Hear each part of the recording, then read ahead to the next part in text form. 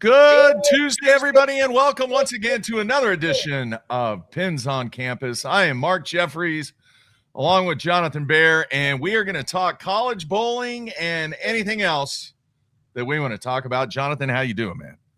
Fantastic on this Tuesday evening. Are you ready for Snowmageddon? Getting there. Yeah, it's always a fun situation when the south central United States is pressed with a upcoming winter storm. Dude, you're getting all the ice. We get the snow. Yeah, the ice is the problem. Yeah, the snow that can be dealt with, ice is a problem. Yeah. We have one snowplow in the state of Oklahoma. Well, what's interesting, Mark, because this is a college bowling show and we're talking about Snowmageddon, the Prairie View A&M Invitational is scheduled for this weekend at the ITRC. And you have teams coming in from all over the nation. So that's not good. They have a practice session on Thursday, I believe. So they're going to be here before all this goes down. They might not be able to really get home on time is going to be the problem. So. Not good. No. Not good. No. And I know a lot of teams out there getting ready for more action. There was action this past weekend. We will talk a little bit about that. We had the SWIBC going on. You had some other stuff going on in Illinois. You had some stuff going on in Michigan. And we had something going on at the ITRC. We'll get into that. Vintage. Right what is it? Traveling trophy guitar is quite on impressive. The back, it's written in record every time we play Drury. It's going to be written on the back, and whoever is the winner at the time gets to keep it. So it sits in here right now. But so we have the cup, we have the steerhead, and we have the guitar. Yeah. I think we have it covered. We have some cool stuff, some cool traveling trophies. Yeah. And we'll talk a little bit about how that went, and really hopefully you can give us some feedback from not only your players. They've been through it before. They've been through it twice, and this was their third time. But I'm really interested in hearing what the take was from some of the other players that were involved at Drury. I will say this, on day 2 at the the SWIBC 6, which is day 2, they look tired. They look tired, Jonathan. They'd been through it by that point. Yeah. I mean, Coach, he was ready to get out the keys and head back to the Northeast. Yeah, that's a lot of bowling. Let's do this. Let's jump right into it, man. How did it go? It was just as good as they all have been, I guess is the best way to put it. What was exciting about this one is we got to show this to a team that hadn't done it yet before. Right? This was their first attempt at it. And to do the walkouts like we did with you guys, to go through all that, to go through the format, and you could tell eyes wide open, they were taking it all in. There was a lot to take in. There's a lot going on in these matches, right? By the time we wrapped up at the end with the Baker games and we presented the guitar to our team and we all huddled together and talked about the experience, they were like, when's the next one? Nice. Are we doing this again? They all kind of look at the coach, and great feedback from all of them. But you could tell on the first one, and it was kind of our way too, and we came up and bowled you guys. That first one there's just a lot to take on about what's happening, but you're instantly hooked on what has happened, and you can't wait to go back and do it again. That's cool. Now, what was the outcome? We won by obviously with the guitar. Yeah, 300 and something pins. We really made all the ground up in doubles. We had some doubles pairings come together. We kind of changed things up from some of the pairings we had used previously. And that's one of my favorite things as a coach with this format. You can put different people together, try to find a little chemistry. Maybe a guy that hasn't gotten a lot of varsity games, you call them up, you stick them with a varsity player, and they can kind of mentor them. Yeah. We had a lot of that going on. And what's really cool is the success that came out of that. For a lot of the Baker matches, we were winning the bonus points, doing all that. But we were putting up some pretty high scores. We had another 300 shot in this one for game one of singles. Same guy. Yep, same guy. Garrett Smith put up a good old 3 spot. So that was cool. Pattern was a little tougher this time around, but was still plenty scoreable, obviously. But it was a good time. And always, it's a greater time when you're winning too, right? Well, absolutely. And the question is do they want to do it again? They're all in. Sign them up. That's a good thing, man. That's a very, very good thing. All right. Anything else you want to touch on that? I'm going to bust your chops a little bit. And I had a present for you, and I forgot it. You did? I was going to bring down there. Yeah, it was two things. One, it's a very nice studio microphone. Hey. Okay. And then the other thing was a mic cable to where you don't forget the mic cable anymore. Now go ahead and tell everybody why we didn't have audio for that one. So, rushed out of the house on Friday, grabbed everything I needed, a couple backpacks, all the supplies. Forgot the microphone for the live stream. So it was audioless. That is not the norm, though. No. What's crazy is how different bowling is when you're watching it when you don't even have the ambient noise. Like, the commentary is one thing. You might not have that. Like, a lot of times when bowl TV's on and there's no commentary, it's that ambient bowling noise. You're just kind of in the background paying attention. When you don't have that, it's kind of weird. So, yeah, that one was on me. Forgot the mic cable at home. I got a box of them over here, man. But the actual competition, the angles we were able to get with the cameras this time were really, really good. So we're gonna build on those pieces. All right, very nice. Now, I do want to set up the remainder of the show today. What we have is a special guest that's going to join us a little bit after 7 o'clock. We're going to have to go a little bit longer tonight. Hopefully everybody will enjoy Dino Castillo's insight on many things that are taking place, both past, present, and future in the bowling world. So Dino and I mean, we've competed against each other for numerous years, but he is a guy, us both being Brunswick programs, I turn to Dino for advice quite a bit, man. Yeah, local guy for me. Grew up bowling his tournaments around his pro shops. Has been a great mentor. I'll never forget the week I took the DBU job. He was one of the first ones to call me and ask, "Hey, how can I help?" And so that was a really cool thing. And he's always been a big supporter of youth bowling, collegiate bowling, what he can do to help us, including all his shops that are around the Dallas-Fort Worth area and all the people that work within them. So it'd be cool to get to chat with him. And he's got interesting perspectives on equipment. I mean, most people know he's out there repping on the tour during tour season, so he gets to see all those guys and what they do. But I'm interested to hear some of his takes and some of the questions we have to grill him with. Yeah. Do you think he's the most recognizable tour rep because of what took place in the U.S. Open? Probably. I mean, the motive guy, he gets a lot of TV time also. He does, but for that quote to go as crazy as it did, probably. Do you think everybody that's watching this or watches the replay or whatever knows what we're talking about? I don't think we have to go back and say it. All you need to do is go YouTube 2025 U.S. Open Championship match, and you'll see exactly what we're talking about. Yep. Very, very memorable. All right, the other thing that we're going to do tonight that I put a question out there on a Facebook group page that you and I are both active on. It is the College Bowling Connection Facebook page, group page, and I'm going to do this every week. I'm going to pose a question, and then we're going to see the coaches out there, maybe even sometimes the players, be it high school players, recruits, or current players in the college bowling world. I will post a question, and then we will look at some of the responses, unrehearsed, unchecked, just totally off the cuff. You like that plan, Jonathan? I do. Let's hear from the people. All right. So I've got the page pulled up right now. And the question that I asked this week, coaches, it was addressed to the coaches. Coaches, what is the one and only one rule that needs to be changed or added to college bowling? So before I get into the comments, what would you suggest there, Jonathan? My first suggestion is your microphone's a little quiet again, so you might want to check that.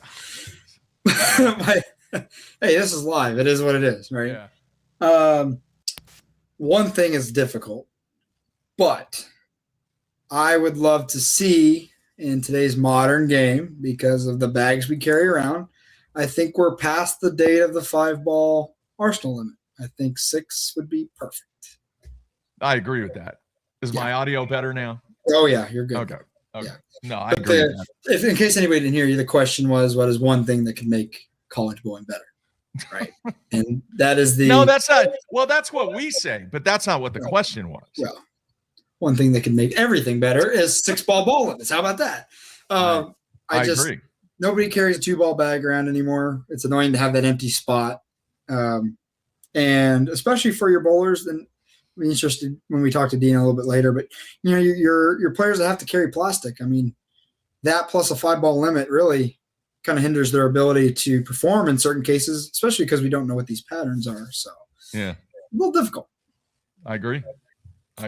Good one. And we will see if anybody also feels the same way that you do. So we will check that out in a few minutes. Mine may be a little out there. And I'm a man of my words, because you know what I'm going to do, Jonathan? We are going to experiment with this at the SWIBC Championship, of which we are hosting. Now, it's not a rule that's currently in place. It might be one of the unwritten rules, especially in Tier 2 events, because in Tier 2 events, what are you allowed to do? What is your bowling ball limit? There's no limit. There's no limit. And quite honestly, I've seen players bring in 4 bags. All right. During a Tier 2 tournament. Look, we need to do what you just said, but we need to limit the number of bowling bags that players can bring into the bowling center to 2. Mark, let me tell you something. I was on my drive home from practice, and with Dallas traffic can take some time. So I got plenty of time to think. Yeah. And I was like, man, what are my takeaways from this weekend? Because I know we're going to talk about it.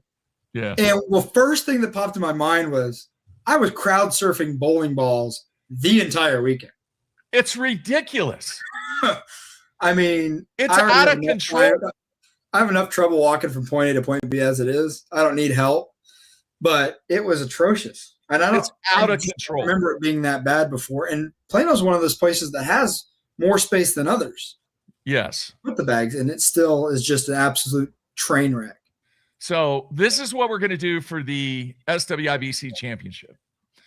For those that are unaware, we are hosting the SWIBC Championship this year at Holiday Lanes, SNU's home center.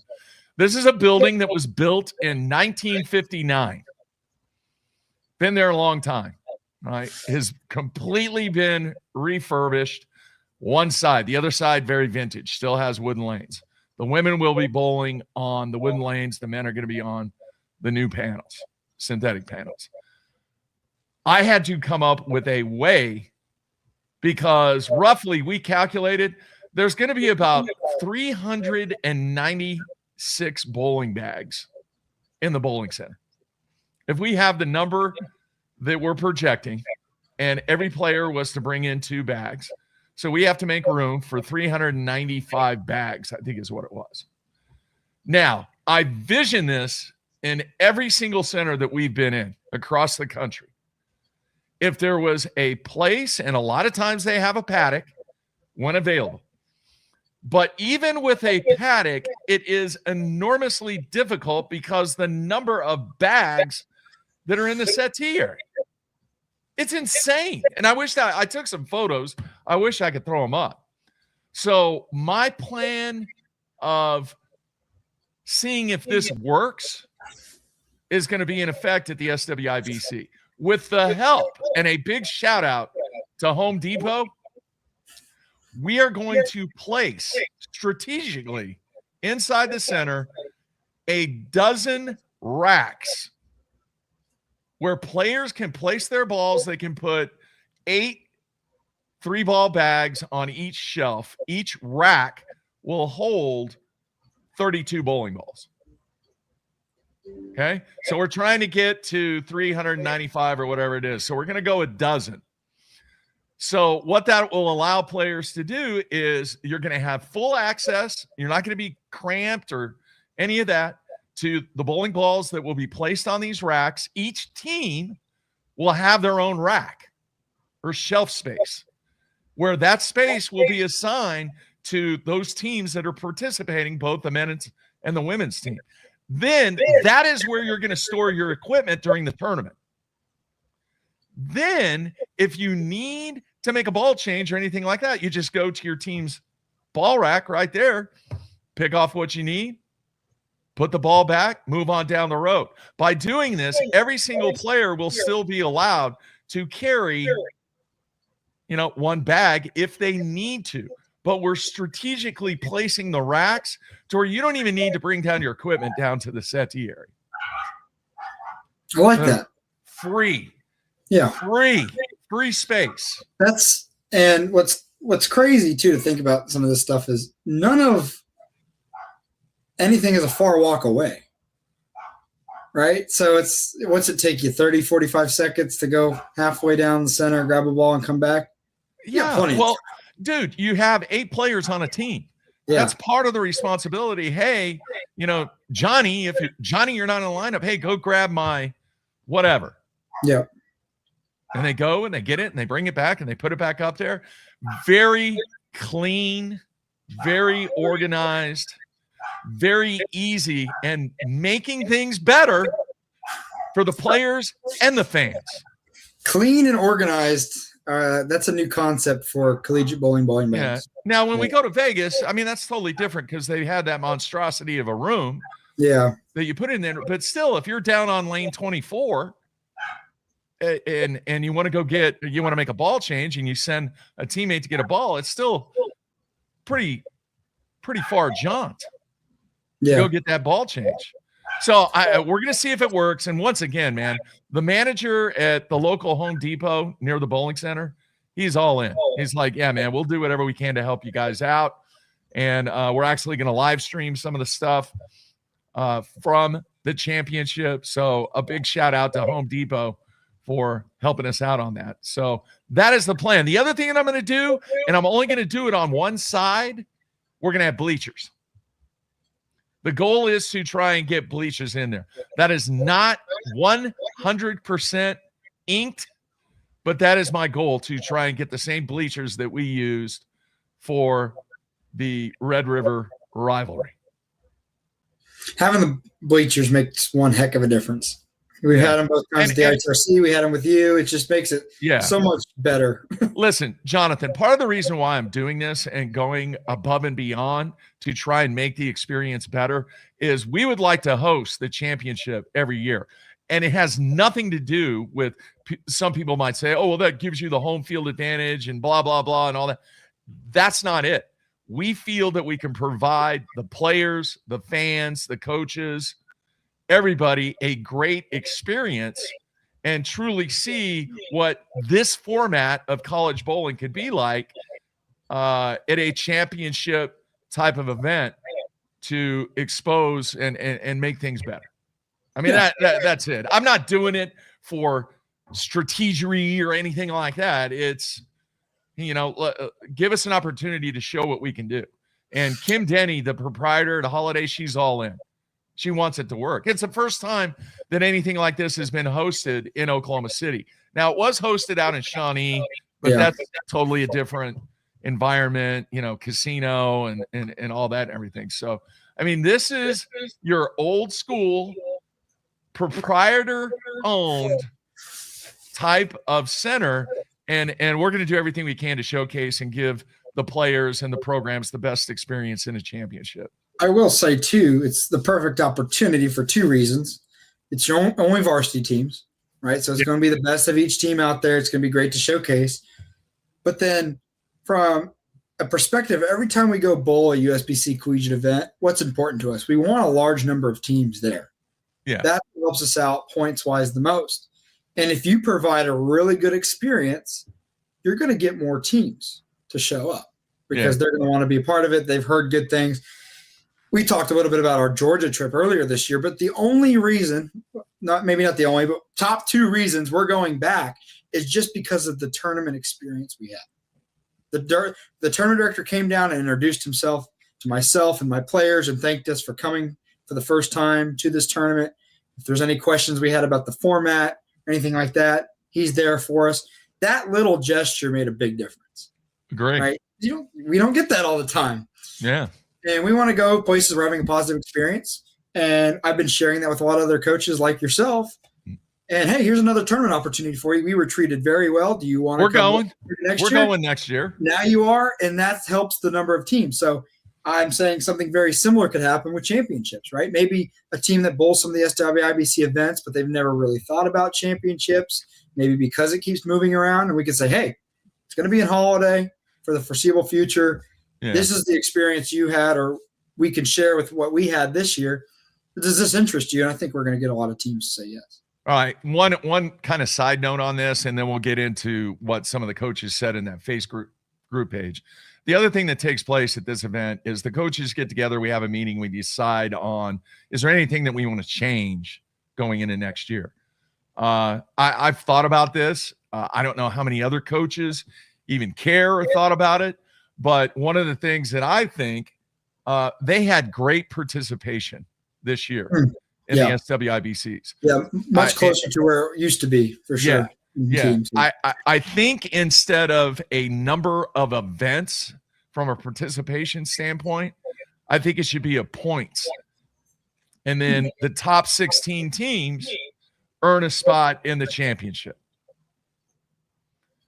All right. And it's total points. So if you miss 2 events, you might not be able to make it based upon how the point structure is. In other words, I don't want to create a situation, and I'm not picking on anybody here. I just don't want to create a situation where you have a school that only bowls in 2 events, but they end up finishing in the top 16. I think you still have to put parameters in there that you have to be top 16 in points, but participate in at least X number of events. Does that make sense? Mm-hmm. Right. That way you get the participation, but at the same time, the schools that have bowled well during the entire year, it's just not a participation thing. It turns in more to an earning thing. Yeah. At the end of the day, if you're going to get, let's say it's 16, if you're going to get 16 teams to show up, we're all going to be thumbs up with that in points. So that would work for me. Now, if that number was smaller, I guess that would be maybe an issue when you talk about total teams and points and stuff like that. But if you can get 16 teams there, then fantastic. Well, I think it needs to be a balance, though, Jonathan. It can't be just points, because you could have points that you could have teams that may only bowl in 2 events. And let's say they win both events. Well, they might get, depending on how the point distribution is, they might finish in the top 16 and they only bowl 2 events. Well, I don't think that is equitable. I think you should reward the programs that have been in 5 of the 6. I think that's what the current rule is. But what does a conference championship tournament mean for a conference that isn't really a conference? Well, that's the other thing. That's dude, we could talk for 2 hours about that.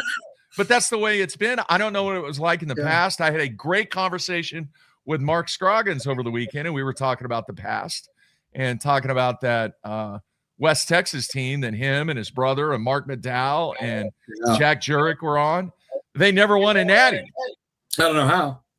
They didn't. They finished second, but it was I believe it was the same way even many, many, many years ago. So I don't know.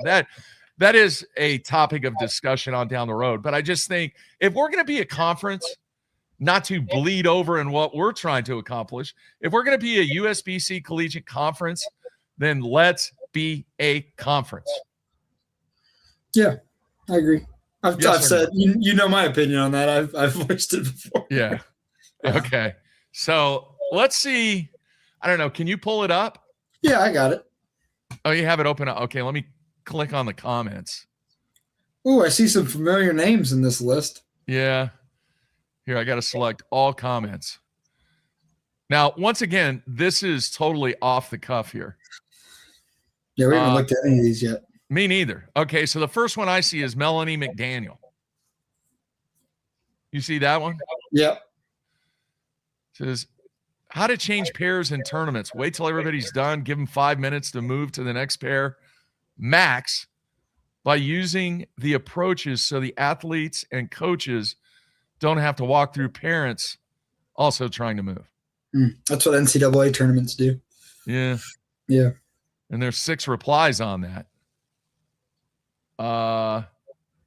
Yeah. I mean, one of the comments, we do that in NCAA tournaments. It's so, capital S-O, much better. Yeah, you wouldn't think that, you'd think waiting for 5 minutes delays pace of play, but I will agree that the move is so efficient that it helps teams start a little bit. And then, too, I'm not sure where you guys were on Saturday, but we ran into this issue on Saturday where things happen, right? And some teams get off cycle and maybe start 2 frames behind. But the problem is if that's never reset, especially early in the day, it continues to get worse and worse and worse. And there was one time we were waiting half a game. I know. So if you reset it after every game, you're not running into that issue as much because you're not going to get more than a frame or 2 behind ever. Yeah. Generally.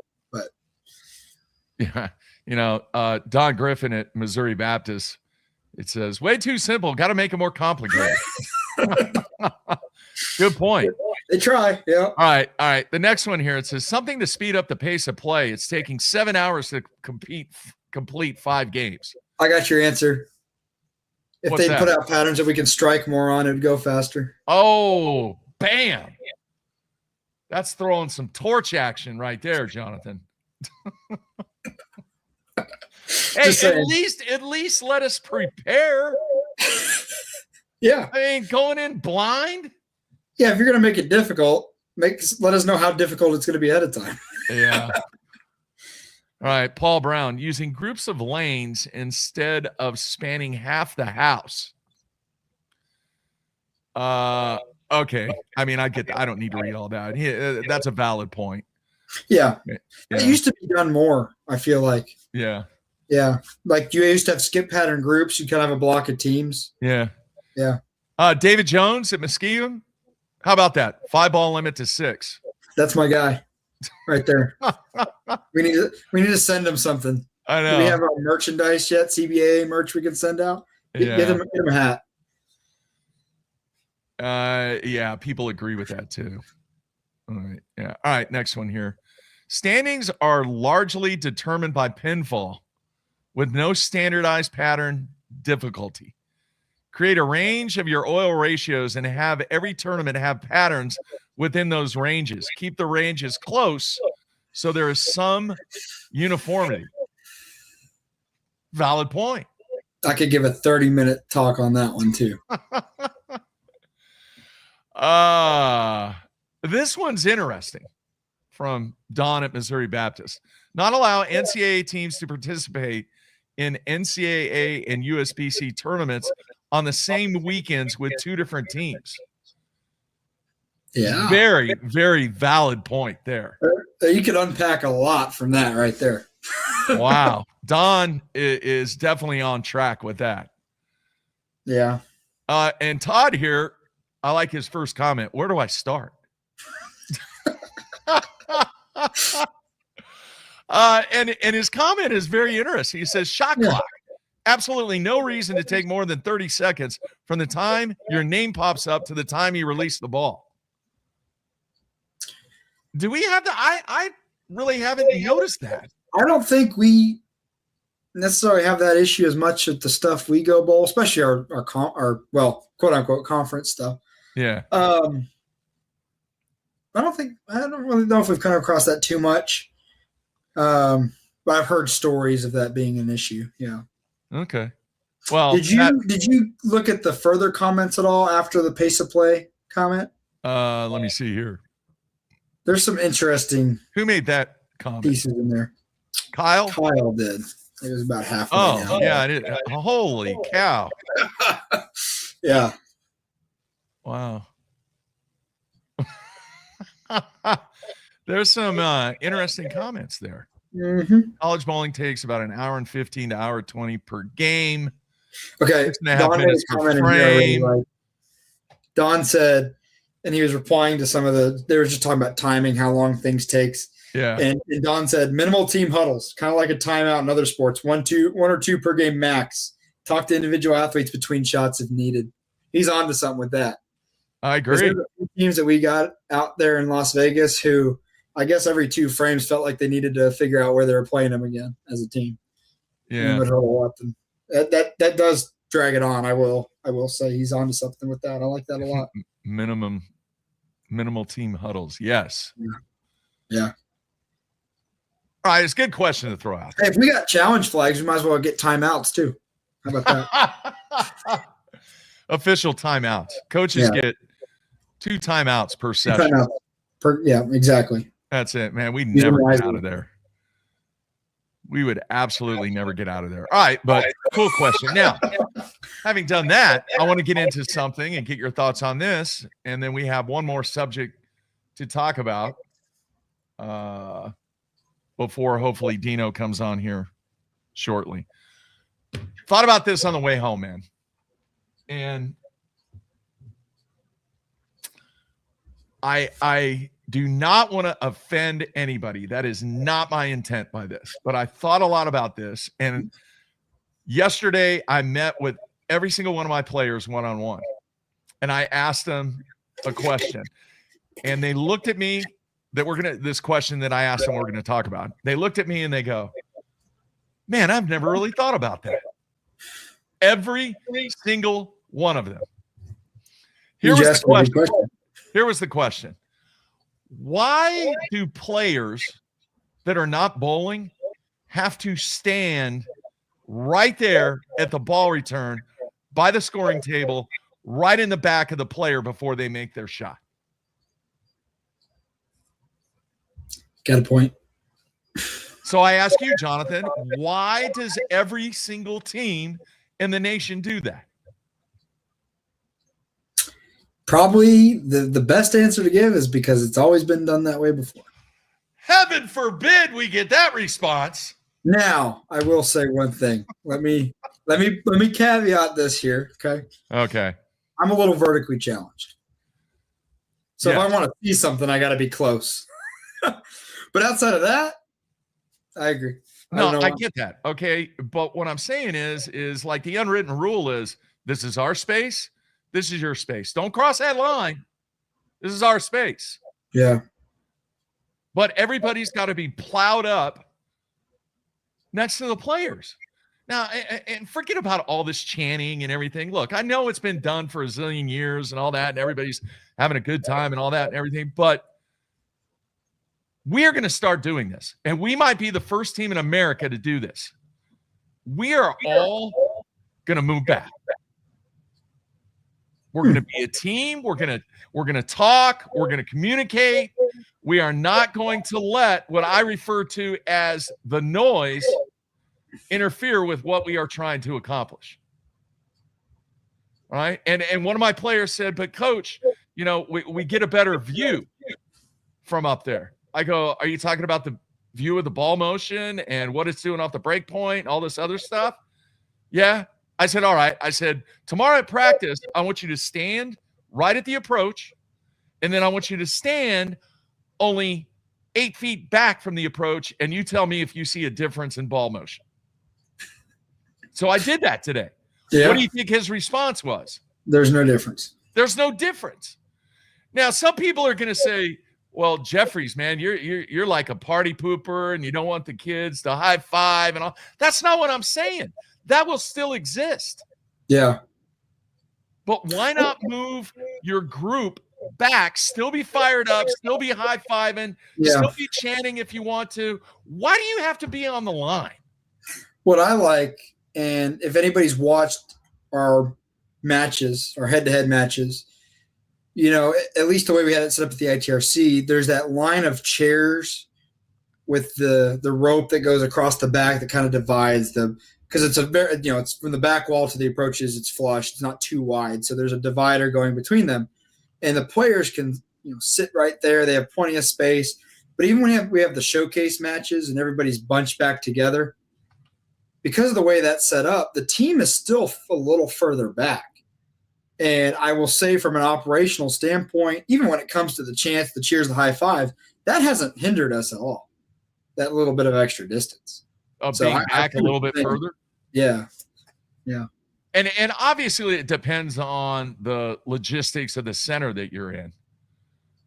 And off the top of my head, I was like, man, that building at McKendree, you're so tight, and there's no way that you could do that because there's just no room anywhere. Fixed tables suck.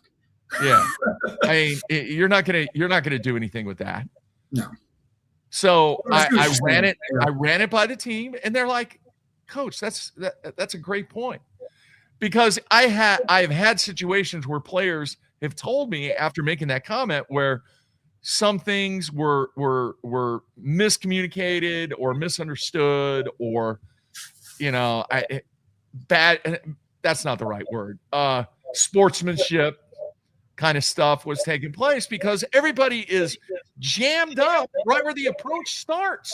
Yeah. So we're going to be the first team in the nation. We're backing up.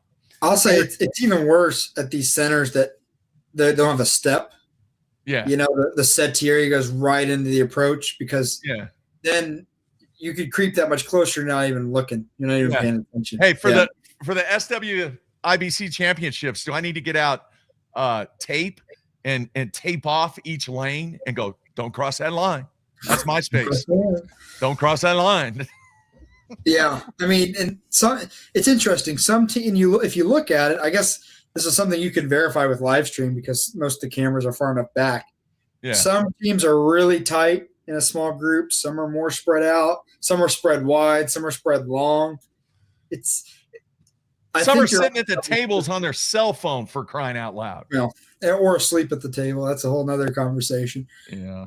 But I think you're on the right track on it's just since it's an unwritten rule and it's kind of just all existed, nobody's really done anything different. We're going to see how it works because we do have a little bit of room at Holiday and we'll see if it works. But I just, because you guys are always fired up. I mean, you're always high-fiving and chanting and all that and everything. Is it an intimidation factor? Is it strategically done to try and intimidate the other team because you're right there in their grill? That's a good point. I don't know. Well, we just like being fired up to be fired up. I know, but why do you have to be right there by the approach to be fired up? Good question. Well, we found out through these matches we don't have to be. Like I was saying a few seconds ago, having that little extra space. If the player wants the high five and dap their team up some action, they just come all the way back to them. That's totally agree. All there is. All right. Our man has arrived. I see him in the queue. He's close. He's actually in his pro shop. There we go. All right. So we'll go to Dino. We'll go to Dino here in a minute. We are going to talk about there was an announcement this week that Del Warren will be retiring from Weber. And, man, how many national championships? Yeah. And, the Kegel Center. And very decorated career as you can get as a collegiate coach. Yeah. Probably. Yeah. So we'll talk a little bit more about that once we wrap things up with Dino. So let me bring him in now. Dino, you there, man? I am here. All right.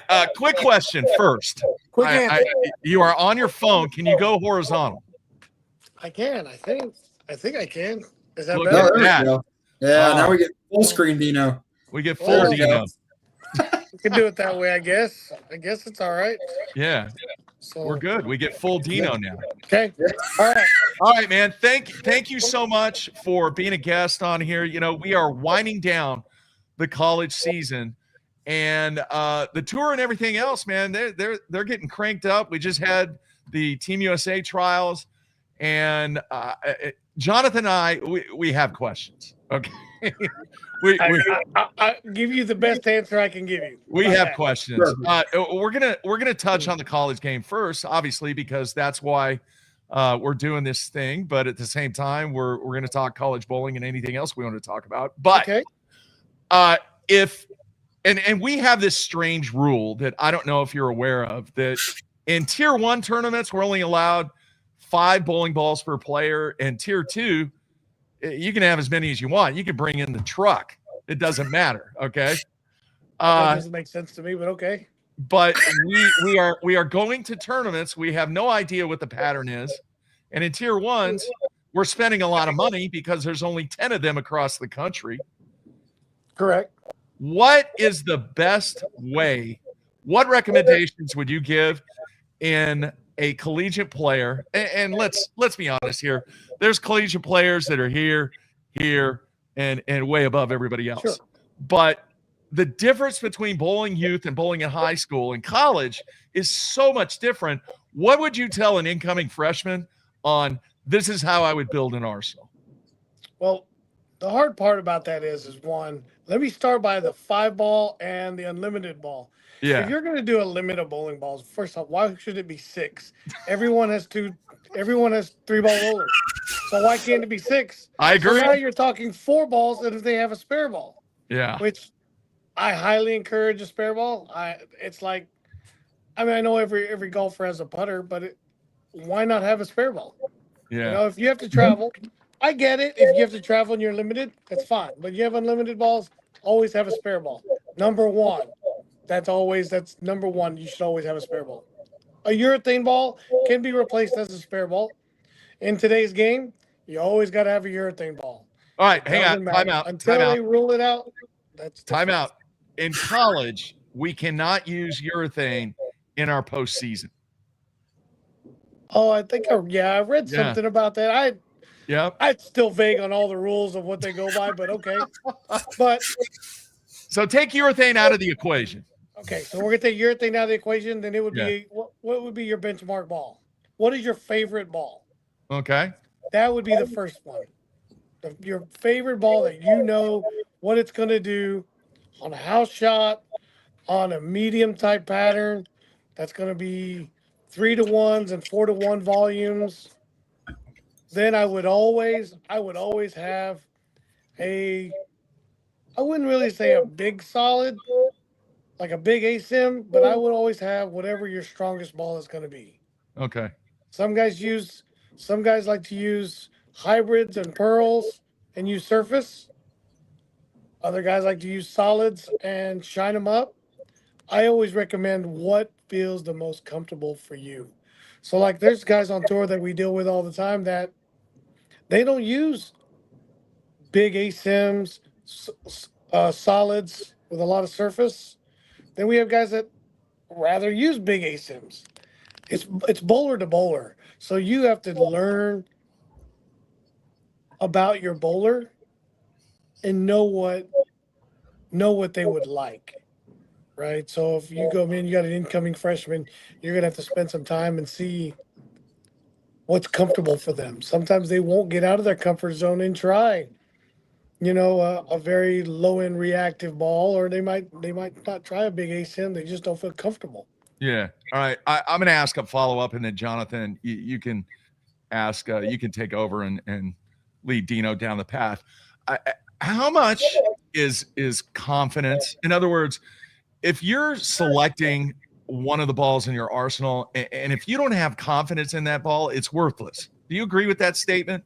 I do. But if you are lost and you are still having to bowl, and your coach, you or a ball rep or whatever says, man, you're going to have to try something. Let's try this ball. Yeah. And you're not confident with it, it doesn't matter what bowling ball you're going to throw. You're not going to be confident with anything. So they got to be able to trust who's telling you this and say, throw this ball. Yeah. Okay, play here, do it there, and give me 100%. I'm going to show you what you're going to do.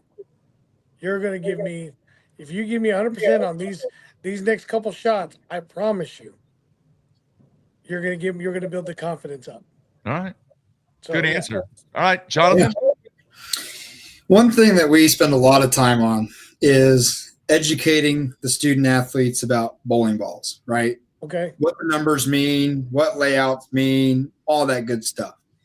In your opinion, because you work within shops, you run a youth tournament, talk to a lot of bowlers in the area, what are some things that could be done to better educate these youth bowlers on bowling ball technology without having their mind just go down the rabbit hole and have too much information, because we have to walk that line of here's all the good information and be able to self-think and make decisions on your own, but we don't want them to start overanalyzing every single decision they make.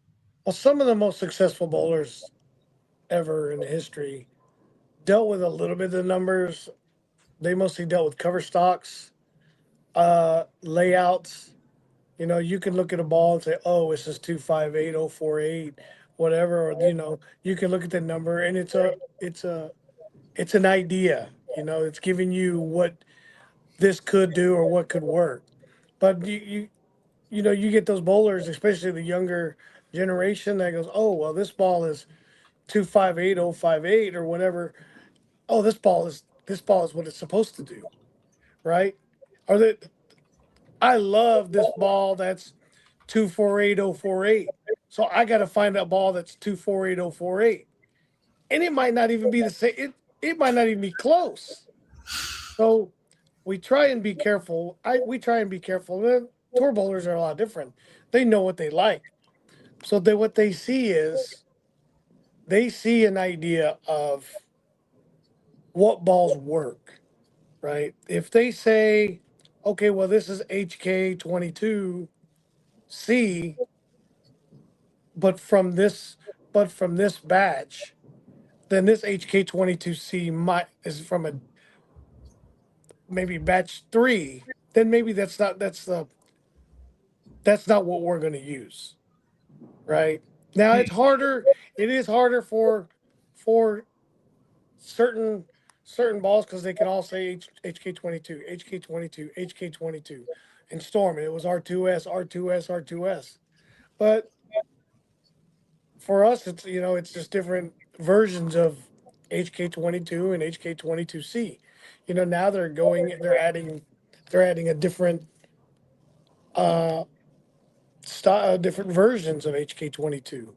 So we really rely on covers and layouts before we worry about, oh, this has got enough core because it's only 030.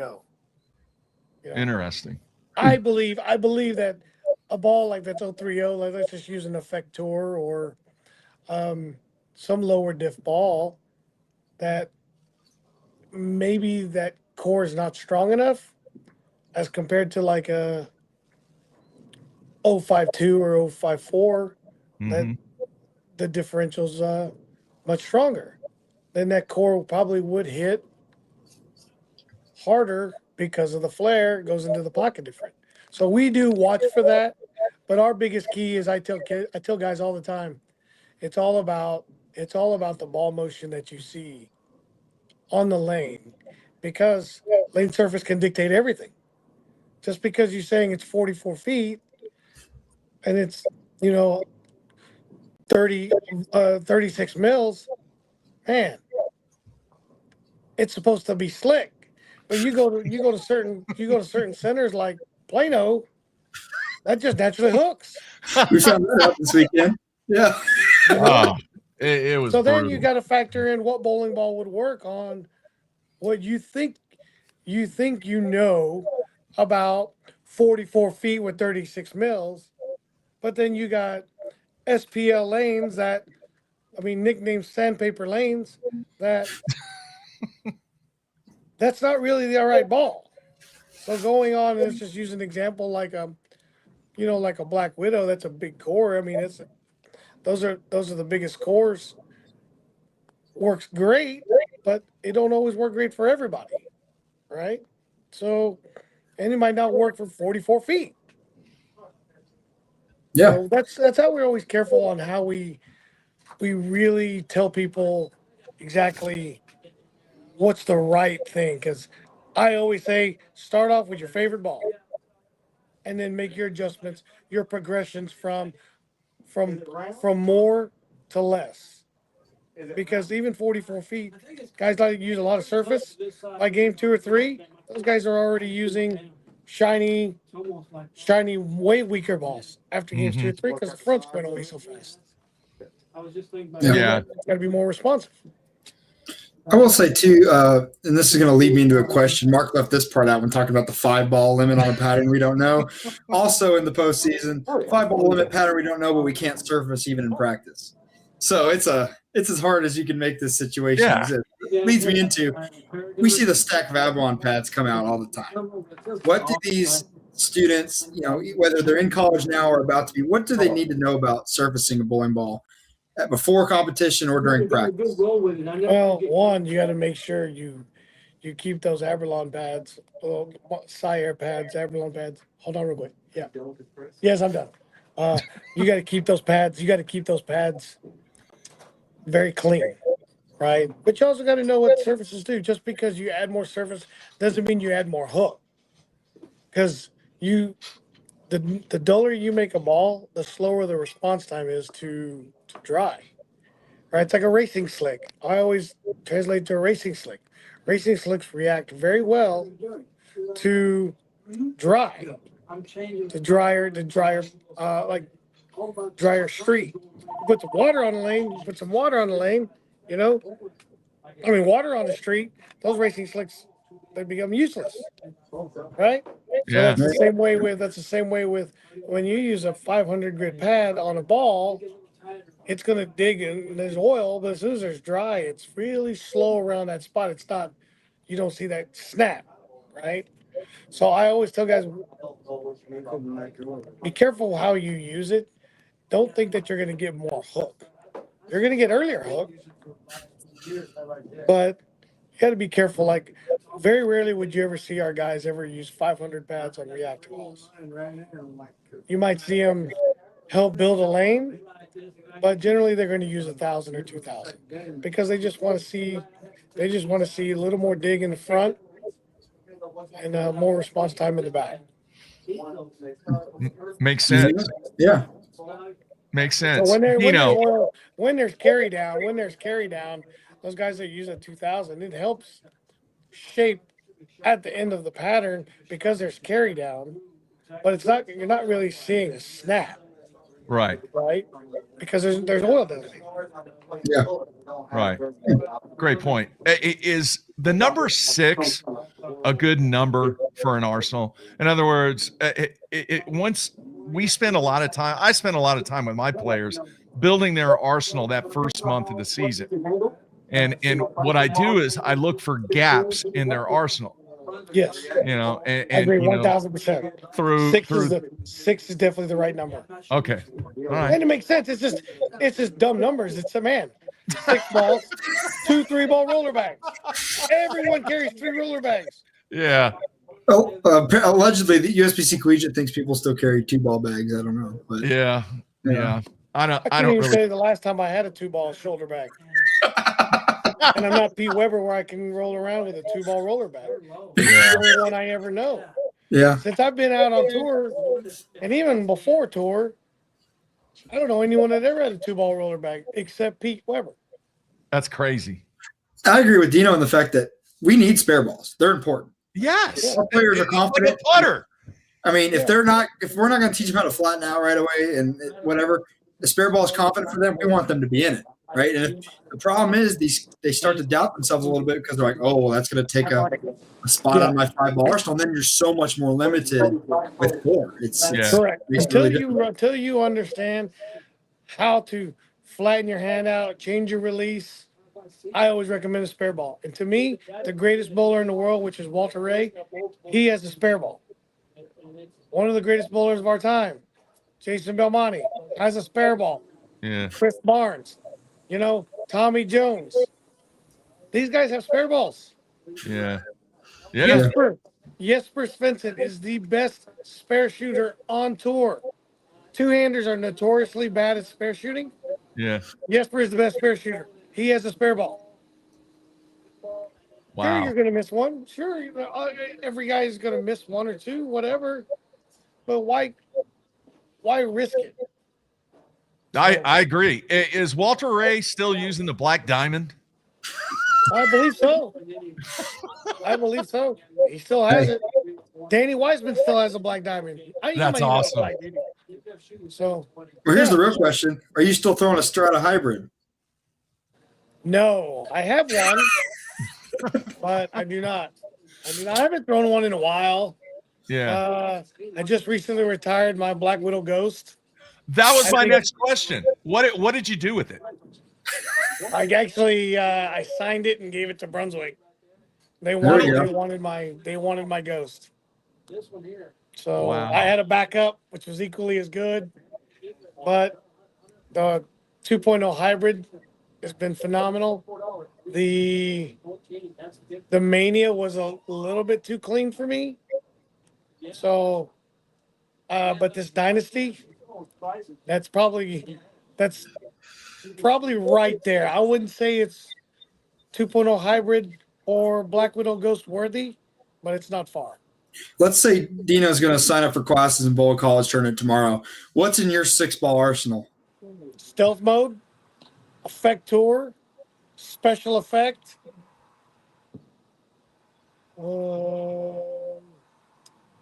That's 3. I don't really need anything too weak, but if I was to have, I would have a pin. I have a pin down hitter that I use when the patterns are short. Okay. I would also lead on to probably a anger solid pin down. So that's 5. And if I didn't have, I wasn't able to use a spare ball, I didn't bring my ethos. then it would be my That would alert. be the other one that's most aggressive. But That's a good arsenal. That would be my Really weak good. ball. But Yeah. shockingly, I know you would think that it would be like a dark side or, you know, I don't know. yeah, No mercy? Danger. No, I love the outer limit. no. Zero mercy? Zero mercy. No, I could if I was going in blind, zero mercy would not make my bag. See, I think Dino's on the right track here because what's worked for us at least, we stay a lot locked into kind of that middle range of bowling balls. We don't use a lot of the really, really high end stuff. We don't use a lot of the really weak stuff. We kind of just stay in that middle range. But I think the dark side could make my bag, but I've never had to bowl. I never needed anything that weak. You know, like GB, even like the Turbo X. Turbo X is a phenomenal ball, but I never need anything that low. Yeah. So I'm a little different because I can throw it hard and I loft it, so I take the fronts out of play. Yeah. yeah, Yeah. I want to go back to the Black Widow Ghost because, and Jonathan, I don't know how many times you deal with this, but how many years did you use that ball? Was it just God. 1 year? But it was No, multiple no. years, right? It was about 4. It was not just on senior tour because that ball Yeah. came out. When did that ball come out? That ball came out 21. Yeah. It might have been 3 years. Yeah, it was 3 years. But the point that I want to make is, man, when you get something that is dialed in as that Black Widow Ghost was for you as a collegiate player, just because you may think that you need what's up on the wall right now, Correct. it is great to have that one go-to ball that your confidence is oozing. It doesn't matter what the pattern is, as long as it matches up, it's in your hand. For sure, because that like for the longest time, that was the first ball out of my bag. I knew exactly what that ball was going to do. I knew exactly where it was going to hook, and if the pattern was, oh, okay, maybe I need something just a little bit more off that, then I Yeah. know what my progression is, or I need something a little less. Then I know where to go from there. So that was always my benchmark ball. I knew exactly what that was going to do. Then the 2-point hybrid became that ball, and then now this dynasty's close. It might get some more action. Might get some action this weekend. We'll see. we won't talk about some of the age of some of the equipment in our arsenals, but if it's good and it still works and it's still around, we're I still throwing it. I got the stealth mode. I got the stealth mode that's still phenomenal for me. Oh my god, that ball's awesome. We have a ton of the old stealths. We have Strata solid, Strata hybrids we still throw Yeah. just because they work. They're good. Our players Correct. like it. They match up well. If we find a new one, we'll just drill it the same way because you can still find some new in the box, older stuff floating around, right? And Yeah, if they like it, they're going to be confident in it. Let's use it. my black hitter when it first came out. I used it, drilled it pin down, and I could play the gutter with it. It fell in the gutter a couple times. It fell in the gutter, and but what was it earlier this year? I used it and I had 11 gutters, but I had 300s. And one game I had front 7 gutter spare sheet 270. Nice. It's just Hey, a we did get to confidence. see a foul spare strike, foul spare 8-bagger. Oh wow, At nice. Plano this week. Yeah. That's good. See, that's just the thing is the confidence. Once you have a confidence, certain confidence on a ball, then that goes a lot further than Yeah. thinking that I'm not supposed to use this ball because of the pin layout or more the differentials and RGs for a ball. That goes longer because you can say, man, this ball is 248.048. It's not supposed to work. But you throw it, you're throwing a 6-bagger, but this ball is not supposed to work. And you keep telling yourself that as you're throwing a 7-bagger, then an 8-bagger. Sometimes it doesn't have to make sense. And Yeah. it's funny because even a guy like Sean Maldonado, who is a very student of the game, he's a world-class professional bowler. And he fights it sometimes on tour when we talk about that ball's not supposed to work. Well, I know it's not. But Sean, and I've tried telling him, I said, Sean, look at all these guys that are throwing all the same balls in the same progressions. Those are supposed to work. They won't work for me. Well, they won't work for you because you refuse to try it. Yeah. But try it. And then there's been cases where he's right, and there's been cases when he's wrong. So All right, You're telling Dino. us we have to talk to some of the tour players like we talk to some of these college kids. yes, we do. We do. That's an interesting take on that, Jonathan. All right, Dino, we know you're multitasking. We're gonna cut you loose here in a few minutes, but I want to ask you a couple more things real quick for the college players out there. In this day and age, with so much information available, do you think sometimes that not only the collegiate players, but since they are mostly the ones that are entrenched with all the ball review videos and all this other stuff that's out there, do you think sometimes that players just get wrong information or get information overload? Does that happen? Information overload, and it's an unrealized idea because when you watch all these videos and everybody that throws the ball, they strike. Yeah. You know, they're only cropping videos and putting videos out there where they throw it good. What about the videos where they're not very good? Yeah. Because the reason why they can't do that because they don't want to lose a sale.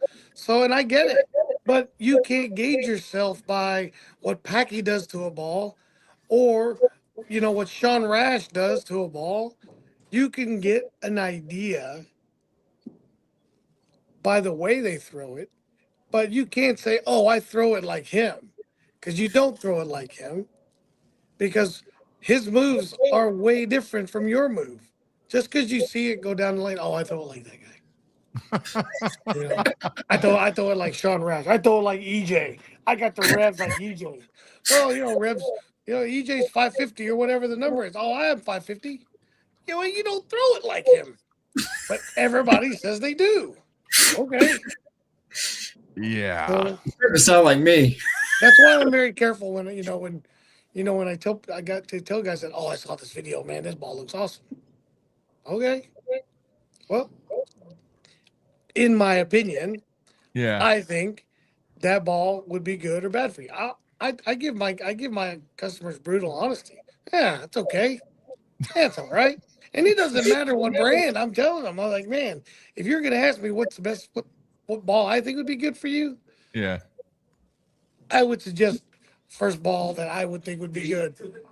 I would think that I would be good to that ball would be good to you. But if you said, hey, I want this ball, Yeah. what do you think? I will tell them, well, this is what it's going to be. And that's how it is. Nice. All right. I have one final. It's kind of a personal question, but I'm just really curious. What is it like having Rudy Revs out on the senior tour? Man, I tell you, so I grew up with Rudy. He was the biggest rev rate, biggest action guy, I know. biggest shit talker there was, and wasn't afraid of anybody. Didn't matter who it was. He was going to bowl him. Yeah. Didn't care, and I loved it about him. He was gone for the longest time, and then he came back. Man, it's great to see Rudy. He's the same guy. He's not as action oriented. Obviously, being 60, it's a little harder, Yeah. but he still ain't afraid, and it's still awesome to see him bowl. He's on Brunswick staff, right? Yes. Okay. Yes. He actually came up to and bowled the snowman, and I wasn't around, and I just love watching the dude. The dude is incredible to be able to do what he's doing at his age with everything that he has been through. He's iconic. And for those of us that were around during that stage, they know how iconic that Rudy Revs is. Correct. Oh man. If you saw him back in the day, it was fun. Him, Chris Viali, you know, all those guys that weren't afraid of action. Those are the guys that I love. I think he's still on right now. Right. I'm not 100%. Oh. So I got nothing else. I got nothing else. well, thank you guys. Thank you guys for having me. No. Man, anytime have me back, give me a shout. I'm ready. All right, man. We'll do it. Thanks, Dino. All right, bud. You know, All right. All right. See ya. You guys be well. All right. Some very good insight from Dino. And I didn't want to go down the U.S. Open path. I mean, that's been talked about a zillion years. Yeah. You know, and one thing I appreciate that Dino's done for us and a lot of the guys that he advises on staff or works for him, if we have questions about what a ball's going to do, layouts they've liked, surfaces they've used, I mean, they're all about helping what we have going on. So obviously we appreciate Dino joining us, but also all the help he provides our program at least, and then all the people that work around him. It's you want all the information you can get. So like we don't get to drill up a bunch of test balls, right? We kind of rely on, what people's opinions are of them, especially some of the newer pieces. Yeah. And so it's just cool to have kind of all those staff members and all those people, you know, giving us their honest opinions. So he's my go-to guy. Yeah.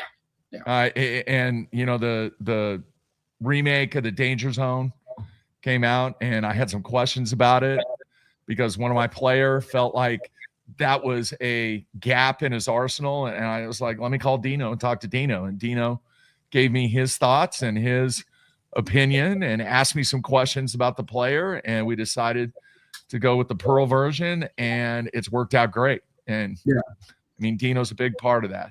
So one thing that's really cool is when, especially somebody like Dino who spends time around the tour guys, you know, they're bowling on hard stuff. We're bowling on hard stuff. So some of the matchups those guys come up with for layouts and surfaces and ball selection, it's kind of out of the box thinking. And sometimes it's worth a shot for some of the college guys. If, like you're saying, if there's a hole in the bag, you know, if the guys on tour are liking this, not saying they all throw it like them, but the conditions are somewhat similar some of the time. Let's just see what happens. And we've found that works more often than it doesn't. So, all right. The last subject that we want to hit, by the way, I'm going to do something I don't normally do, but I remember when I started my other podcasting adventure live show many, many, many years ago. One of the things that I did is we do have some people watching, and we didn't have stuff dialed in, kind of like I don't think I have my audio dialed in right now. But if my audio sounds like garbage, somebody on the comments say, hey, Mark, your audio sounds like garbage. And then I can try and fix it while we're live instead of going back and listening to the replay, of which I will do. But it will help me tweak and make it sound a little better, because I still feel like I'm getting some feedback, and I don't understand why, even being the media guy that I am. All right, the last subject that we're going to talk about is it was announced that Del Warren is stepping down as the longtime coach at Weber, and pretty iconic when it comes to the number of national championships. Obviously, Del was a very, a winning PBA member and player for a number of years out on tour, and then had been at Weber for quite some time.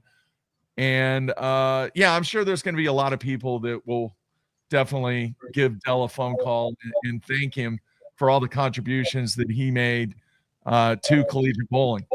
The interesting thing that I want to get your take on, Jonathan, and you can really give me your take on any of this, but in the press release, it says Weber has begun its national search for finding the new bowling position. If there is any interest, please email your resume and 3 references to athletic director Brad, I think it's Needhammer at Weber International, which brings up the subject of who would really want that job?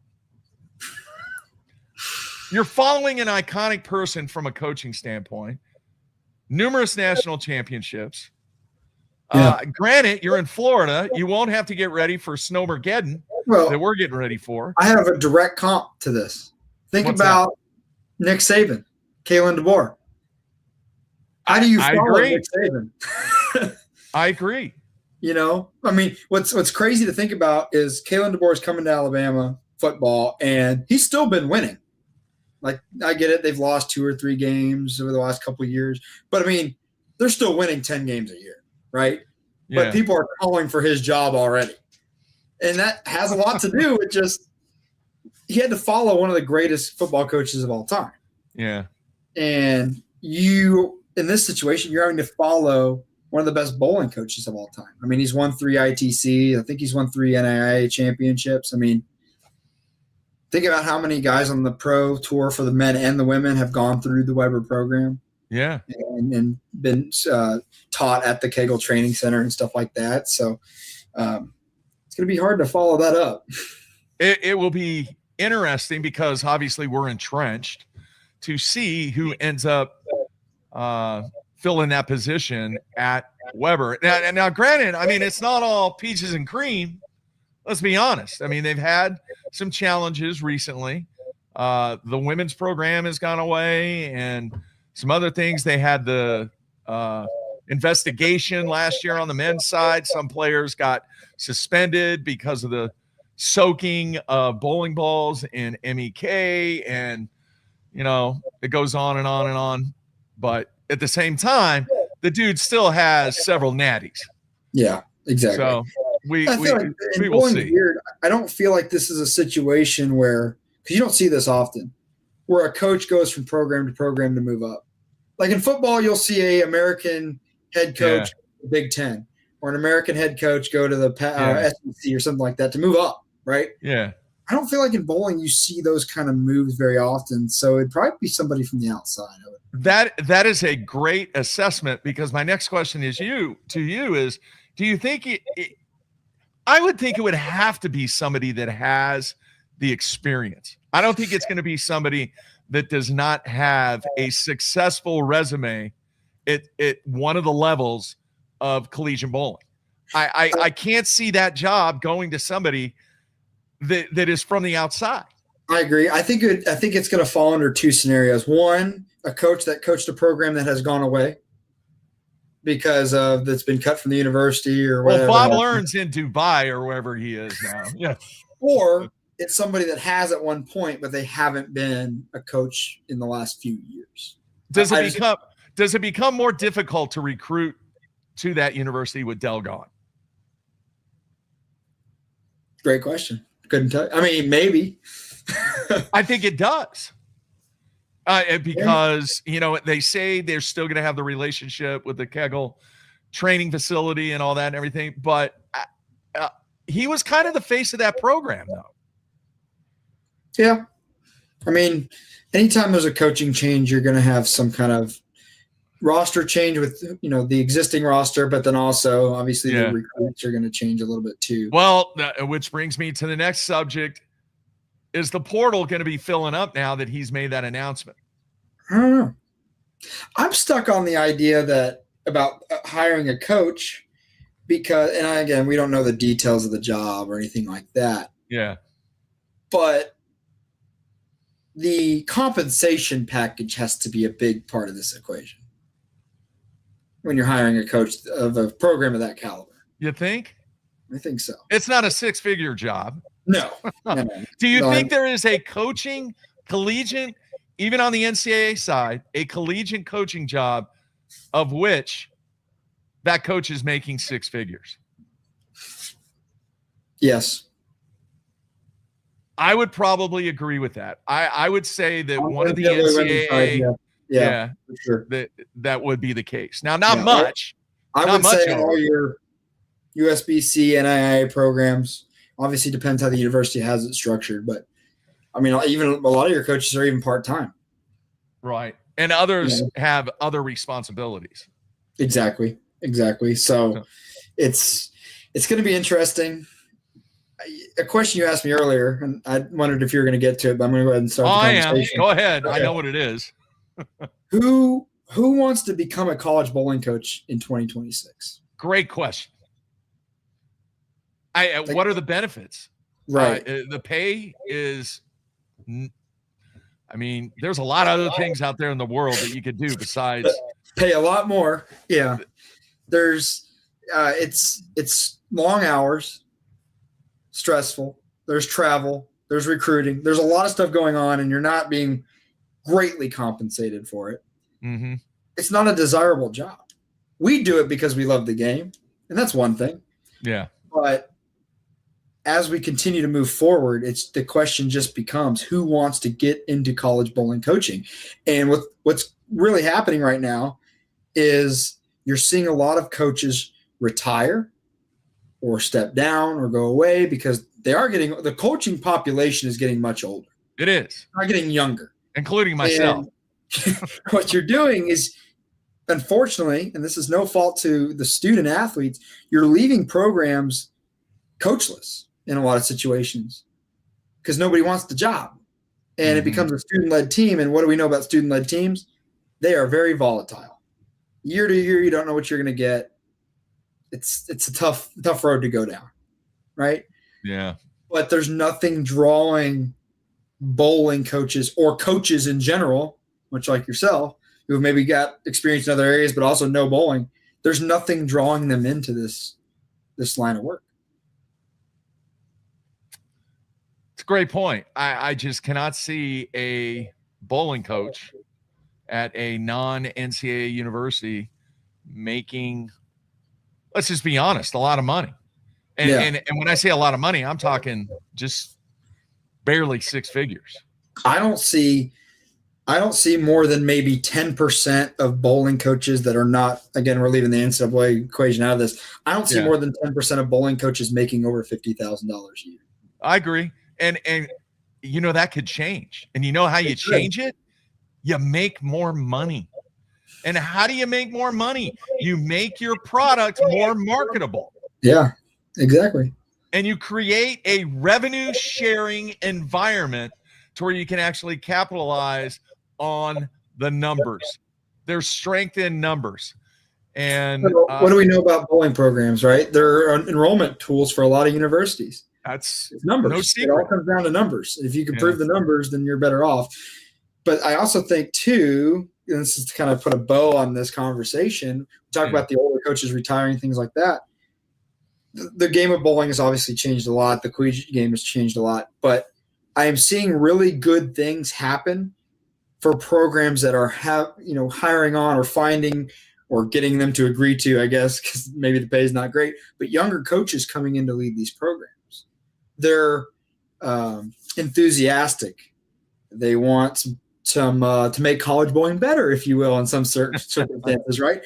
Yeah. And they have fresh eyes on certain topics that may have gone undiscussed for years that are starting to come back. And so I think it's a good thing. And I think you're seeing this across collegiate athletics. Mark, you can tell me if I'm wrong, but you're seeing a large shift in younger head coaches across all sports recently. Yeah. Yeah. I agree. Haven't had a kid tell me he wanted to be a bowling coach yet, though. I haven't had that happen. What do you aspire to do? You know, and I will say this with all the kids that we both cross paths with in recruiting, I'm hearing and seeing fewer kids that I want to be a professional bowler. Oh yeah, for sure. It's really toned down. There's a lot of reasons for that. Somebody's starting to speak some reality into these youth bowlers. Yeah. Yeah, absolutely. All right. You know what my plan is tomorrow? What? Me and the other 100,000 people that have to go to the store to get milk and bread, and it's survival now with 6 inches of snow headed to the Oklahoma City area. Every time, man, panic in the air, snow's coming. There was one more. We have a couple minutes left. There was one more thing that I was thinking about on the way home that were just absolutely grinding my gears, and you kind of touched on it with Dino, is the bowling YouTube space. Okay, there is a lot of bad information out there.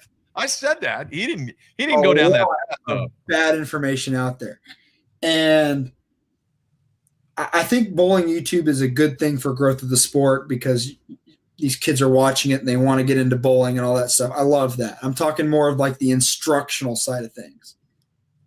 There's a lot of people putting out information that's not good. And these bowlers are going, watching these videos, and it goes into the ball review videos like you were talking about as well.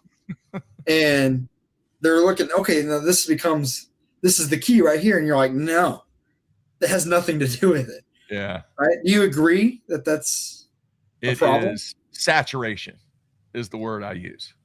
Okay. Yeah. Is there great stuff out there? Absolutely. But I think as a student of the game and somebody that wants to really learn more about the game, you have to have that selection filter is what I call it, to where you really do research and you really become a student of the game and understand what these people are trying to explain to you or what they're showing you. Because Dino said it, information overload. And I think that's one of the characteristics. It doesn't matter what sport that I've coached my entire career, you got to keep it simple. Yeah. You have to sit through so much garbage. You just need to make it clean and concise and very structured in a manner to where they absorb what you're trying to teach them in whatever game it is, and prepare them without having to have. It cracks me up seeing those NFL defensive and offensive coordinators with the play cards. Oh my gosh, they're like this. They're ginormous. Yeah. And the technology of calling the plays into the linebacker's helmet or the quarterback helmet, I get that.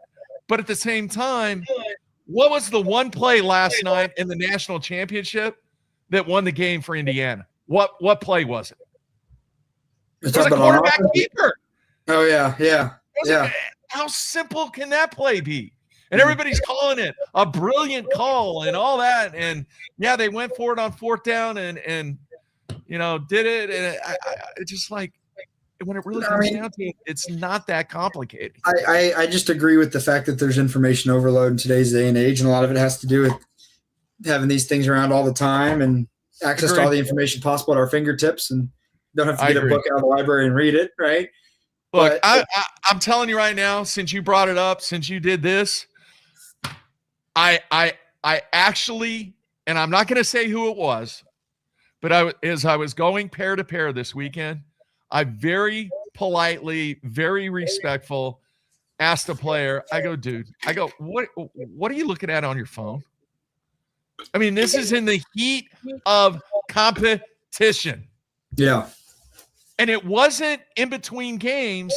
It was while their team was still engaged in what was going on. I just wanted to know. I'm like, dude, why are you on your phone? What are you looking at, man? You're in the heat of competition. And his response was, well, I got nothing else to do, quote unquote. Their brains have to constantly be receiving some information. Yeah. I would go bananas. Yeah.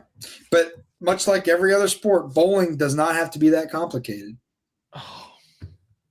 And we are seeming to find a way to make it more complicated, unfortunately. Am I going too much on a rant? I'm really not ranting. I think we both are very passionate about this topic for some reason. But dude, we're just pointing out the obvious. I mean, think about what we've really been upset about. Bowling balls in the bowling centers. No place to walk. All right. Kids on their phones. What else?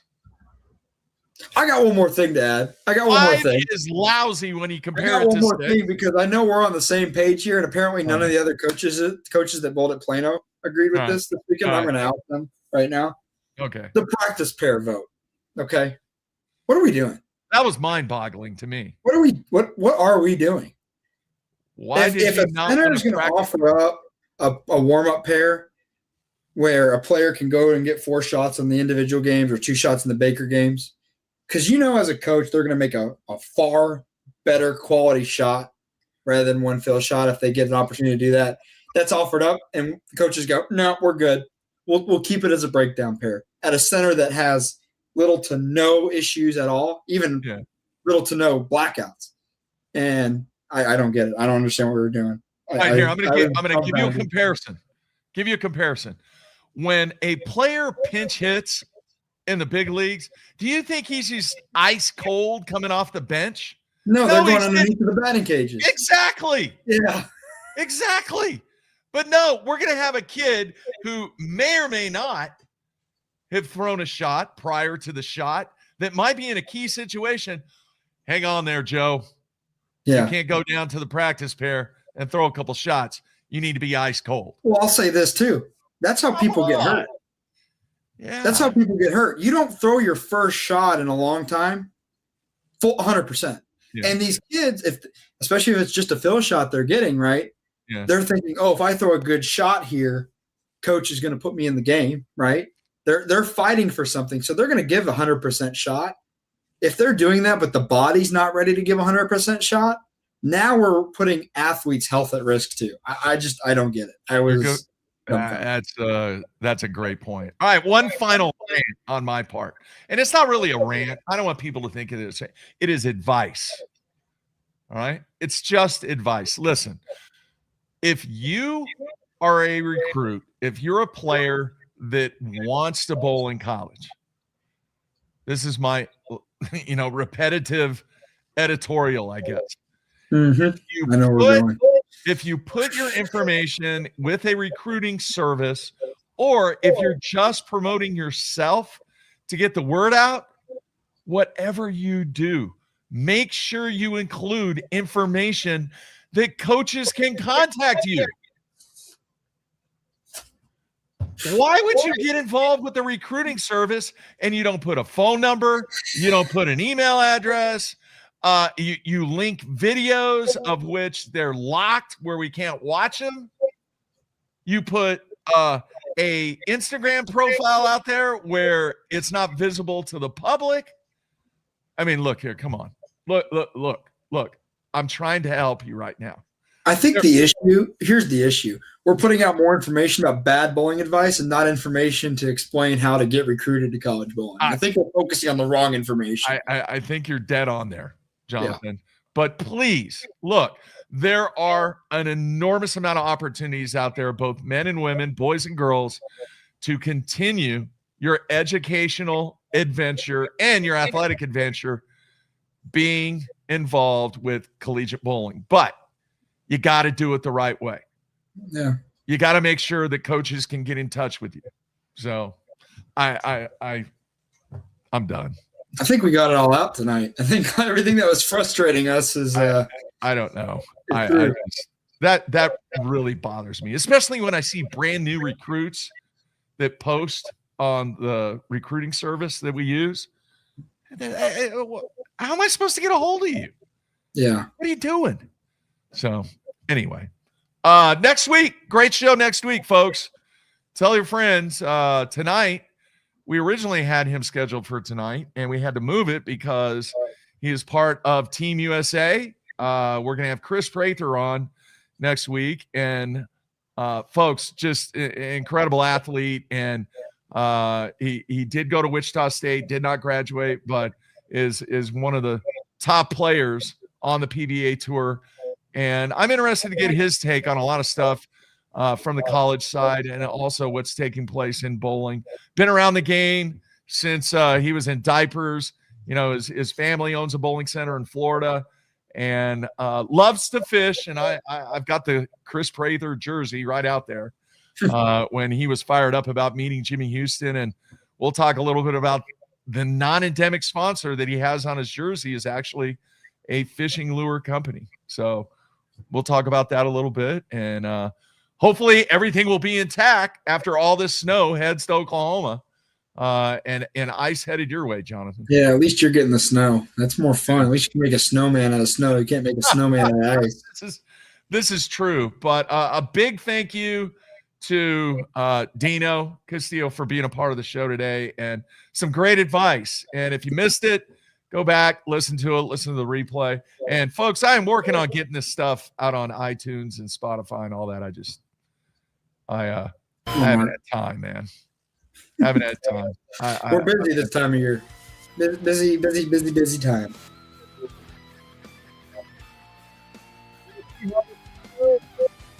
Getting ready for the playoffs, championships, all that good stuff. Jonathan, you have a great remainder of the week, and I'm sure we will cross paths later on this week. We'll call each other about our practices over the next couple of days. I'm sure of it. Yeah. All right, everybody out there, you practice hard. Keep working hard. All right, everybody, stay tuned. We're out of here.